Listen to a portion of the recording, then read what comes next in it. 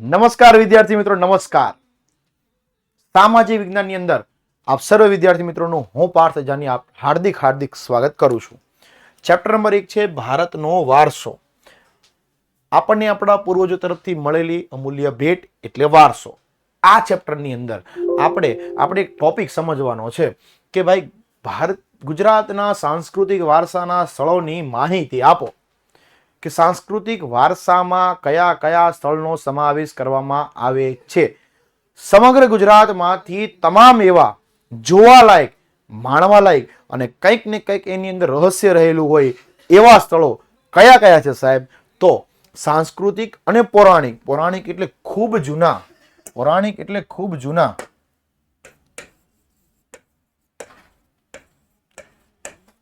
એવા અને મહત્વ ધરાવતા સ્થળોમાં પહેલું છે લોથલ, જે ધોળકા તાલુકામાં આવેલું છે. આવી રહ્યું લોથલ, કે જ્યાં પ્રાચીન સમયમાં બંદર એટલે કે જહાજ ઉભા રહેતા હતા. બસ ક્યાં ઉભી રહે? Bus stand. ટ્રેન ક્યાં ઉભી રહે? Railway station. એવી જ રીતે બંદર ક્યાં ઉભા રહે? જહાજ ઉપર ઉભા રહે. તો બસ જહાજને ઊભું રહેવાની જગ્યા એને કહે છે લોથલ. ત્યારબાદ રંગપુર એટલે કે લીંબડી તાલુકામાં આવેલું છે. ત્યારબાદ છે ધોળાવીરા, જે કચ્છ જિલ્લાની અંદર આવેલું છે, કે ત્યાં આખી જે પૌરાણિક જગ્યાનું મહત્વ કંઈક ધરાવે છે. એ સિવાય છે રોજડી અને શ્રીનાથગઢ, જે રાજકોટ જિલ્લાની અંદર આવેલો છે. હવે વાત કરીએ તો કે વડનગરનું કીર્તિ તોરણ. આ છે વડનગરનું કીર્તિ તોરણ, જે ત્યાંના રાજાઓએ યુદ્ધ કરીને આવ્યા બાદ વિજય મેળવ્યો તો એની યાદમાં સરસ મજાનું કીર્તિ તોરણ બનાવેલું હતું, કે ભાઈ યાદ રહે કે ભાઈ આ યુદ્ધ કરીને આવ્યા અને એની જીતમાં આ વસ્તુ સ્મારક બનાવેલો છે.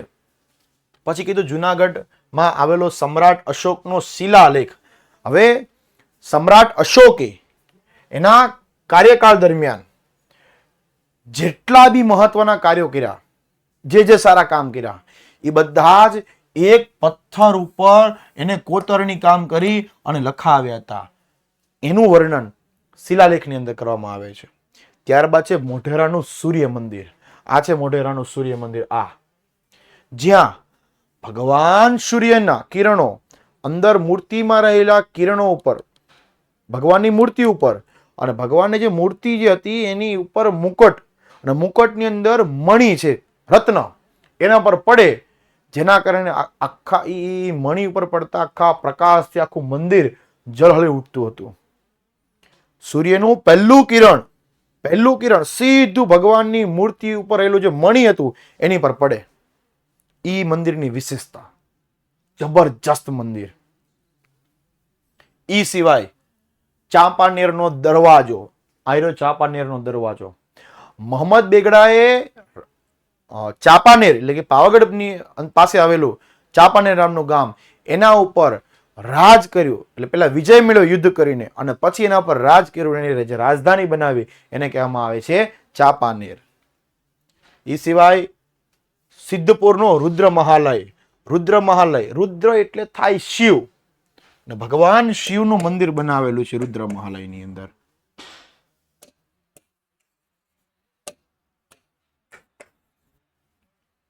એ સિવાય વિરમગામનું મુનસર તળાવ. આયરું વિરમગામનું મુનસર તળાવ, જે મિનળ દેવીના નામ પરથી બનાવવામાં આવ્યું હતું. સિદ્ધરાજ જયસિંહની માતા મિનળ દેવી, એના નામ પરથી આ તળાવ બનાવવામાં આવ્યું હતું. એ સિવાય અમદાવાદની જામા મસ્જિદ. આયરી અમદાવાદની જામા મસ્જિદ. ઝૂલતા મિનારા, જે થોડા કંપન કર્યા રાખે છે. એ સિવાય સીદી સૈયદની જાળી, જે આખી લાકડાના કામથી કોતરણી કામ કરીને આખી બનાવેલી છે. હઠીસિંહના દેરા. ઈ સિવાય પાટણનું સહસ્ત્રલિંગ તળાવ. આયરું હઠીસિંહના દેરા, પાટણનું સહસ્ત્રલિંગ તળાવ. વડોદરાનો રાજમહેલ, સૂર્ય પેલેસ મહેલ કહેવામાં આવે છે. મહારાણા સયાજીરાવ ગાયકવાડ દ્વારા બનાવેલો રાજમહેલ. અદ્ભુત છે સાહેબ, અદ્ભુત છે આ બધી વસ્તુઓ. અને મોહબ્બત ખાનનો મકબરો, મુસ્લિમ ધર્મમાં મોહબ્બત ખાનનો મકબરો બનાવવામાં આવે છે. એ સિવાય નવસારીની પારસી અગિયારી. હિન્દુ ધર્મમાં કેમ મંદિરો હોય એમ પારસી ધર્મમાં અગિયારી હોય છે. આ અગિયારી. અને ઐતિહાસિક ધરાવતા સ્થળો જોવાલાયક છે. એ સિવાય આપણું તો કે દ્વારકાનું દ્વારકાધીશ મંદિર, જય રણછોડ માખણ ચોર આયરું. હે હો નાની નગરી વાળો, દેવ માર દ્વારિકા વાળો, માધવ તારી મેરીયુમાં બોલે ઝીણા મોર, રણછોડ રંગીલા રંગીલા રણછોડ રંગીલા, શેઠ મારો શામળિયો ને દ્વારિકા છે નાથ, રણછોડ રંગીલા રંગીલા રણછોડ રંગીલા. જય દ્વારકાધીશ. જગતગુરુ શંકરાચાર્યની શારદા પીઠ, આપણી જે 4 મુખ્ય જે વિદ્યાપીઠો જે છે એમાંની એક એટલે કે શારદા પીઠ. 12 જ્યોતિર્લિંગ. ગુજરાતમાં કેટલા જ્યોતિર્લિંગ છે? 2, એક સોમનાથ અને એક નાગેશ્વર. ઈ 12 જ્યોતિર્લિંગમાંના 2 જે છે એ ગુજરાતમાં છે. એ 2 જ્યોતિર્લિંગમાંનું એક એટલે કે સોમનાથ મંદિર પ્રભાસ પાટણની અંદર આવેલું છે. સોમનાથ મહાદેવ ભોળિયા, તમે આરતી સાંભળેલી હશે આખી. બસ એ સોમનાથ મહાદેવ,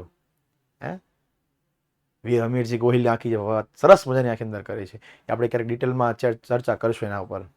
એ સિવાય ઉત્તર ગુજરાતમાં અંબાજી 51 શક્તિપીઠ કહેવાય છે. માં અંબા, ગબ્બર પર્વત, એક્ઝેક્ટ એની સામે માં અંબાનું મંદિર, શક્તિપીઠ. યા દેવી સર્વભૂતેષુ શક્તિરૂપેણ સંસ્થિતા, નમસ્તસ્યે નમસ્તસ્યે નમસ્તસ્યે નમો નમઃ. ઈ શારદા પીઠ. ઈ સિવાય બહુચરાજીનું મંદિર મહેસાણા જિલ્લામાં, અને મહાકાળી માતાનું મંદિર પાવાગઢ. વડોદરાથી 70 કિલોમીટર આસપાસ પાવાગઢ મંદિર થાય છે. મહાકાળી માં પોતે બિરાજે છે. માં પાવા તે ગઢથી ઉતર્યા મહાકાળી રે, હે ને? હા, ઈ તમે ગરબો સાંભળ્યો હશે. મીરદાતાર જે ઉનાવા મહેસાણા જિલ્લાની અંદર આવેલું છે, અને જૈન તીર્થધામ પાલીતાણા જે ભાવનગરની અંદર આવેલું છે. ભાવનગરથી તળાજા જાઓ ને, તળાજા ની બહાર મેન હાઈવે પર જ છે જૈન તીર્થધામ પાલીતાણા ગામની અંદર.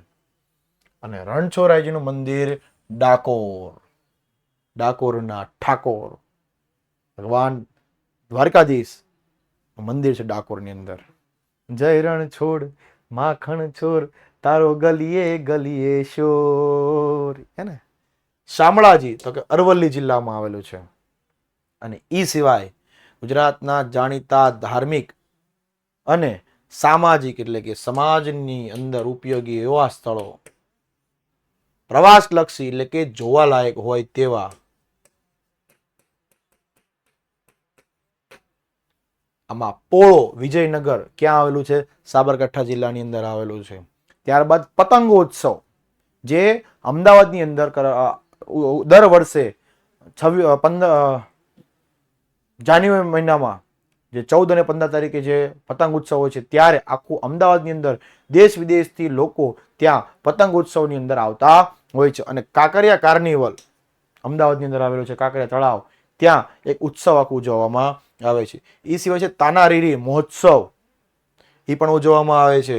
અને ઉત્તરાયણ નૃત્ય મહોત્સવ મોઢેરામાં ઉજવવામાં આવે છે. અને રણોત્સવ કચ્છની અંદર ઉજવવામાં આવે છે. કચ્છ એટલે કે માં આશાપુરા માતાનો મઢ. કચ્છ નહીં દેખા તો કુછ નહીં દેખા.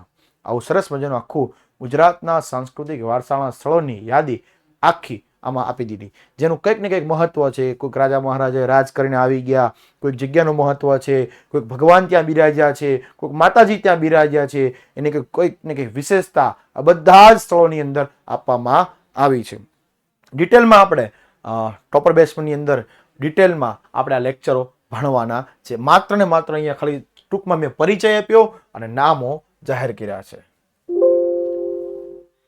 સાહેબ હવે હવે હવે હવે હવે મારે આવું જ સરસ ભણવું છે, તો મારે ક્યાં જોડાવાનું રહેશે? તો કે ટોપર બેચ 2026 ની અંદર જોડાવાનું રહેશે, જેની અંદર તમને મનમાં કંઈક પ્રશ્ન થાય છે ને તો 992445 પર નંબર ફોન કરીને જોડાઈ જજો. કારણ કે ટોપર બેચ તમને બધી વિશેષતા આપે છે. Live lecture, recording lecture, Gujarati number 1 teacher team, notes, MCQ test અને હિસ્ટોરિકલ રિઝલ્ટ કે જેની તમે કલ્પના પણ નહીં કરી. હવે સાહેબ અદ્ભુત રિઝલ્ટ. સાહેબ તાલુકા જિલ્લા ફર્સ્ટ રેન્ક પર જવાનું છે, આપણો એ લક્ષ્ય રાખવાનો છે. આ સાથે બીજું તમારા માટે એક બીજી વાત કરી દઉં કે બુક ગણિત વિજ્ઞાન સમાજ વિષયની દરેક વિષયોની શિક્ષકો દ્વારા બનાવેલી બુક જે સ્વયં યુથ પબ્લિકેશન તરફથી આપવામાં આવી છે અને ભવિષ્યવાણી ટેસ્ટ સિરીઝ એ પણ તમને 500માં મળી જશે. બંને વસ્તુ 2300માં થાય છે, પણ વિદ્યાર્થી મિત્રો માટે કોમ્બો ઓફર આપેલી છે 2150. આ બુકની અંદરથી દર વર્ષે બોર્ડની અંદર પૂછાય છે જેનું પ્રૂફ આ બુકની અંદર પહેલા જ પેજ ઉપર આપેલું છે, QR કોડ આપેલો છે.